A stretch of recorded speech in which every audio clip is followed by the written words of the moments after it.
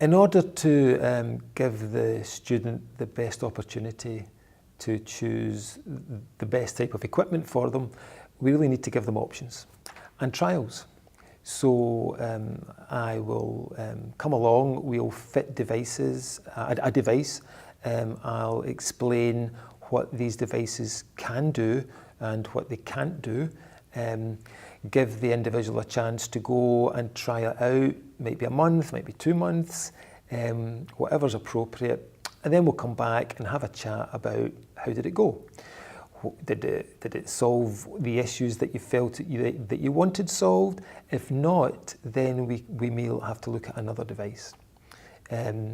So I think it's given people trials of systems. That's key. They have to feel ownership. People have to feel that they own equipment. Equipment can become a barrier because most other students don't have to use this. So there has to be some engagement, there has to be some confidence to go up and hand this over in front of other students. So these things are very often the bits that maybe start to get in the way of the person getting a good auditory signal and learning. But at the end of the day, it's a balance, and there's a cost-benefit analysis going on. We just have to ensure that the benefits outweigh the costs. But there are always costs, there are always difficulties, because this is something that this individual student has to do that no other student has to do. So we have to find ways of making that as easy as possible.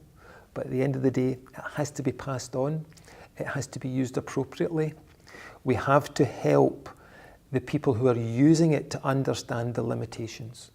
So for example, if they've got the microphone on, it's active, and some other member of staff comes in and they want to talk to them privately, they have to remember to mute it.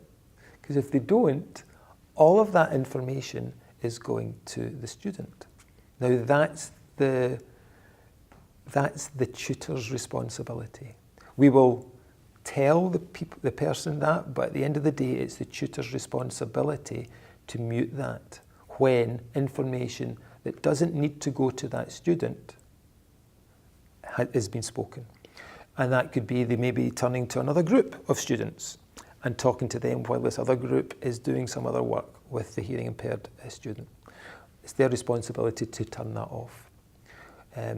So the student then maybe has to kind of, at some point, tell the people this and give them that information. But these things can cause difficulties. And I think as long as people understand the limitations of technology, that it's not magic, it doesn't solve all their problems, then we might get somewhere. And no technology does that. Technology is really only as good as the people using it. That's the main issue here. And nothing will solve everything.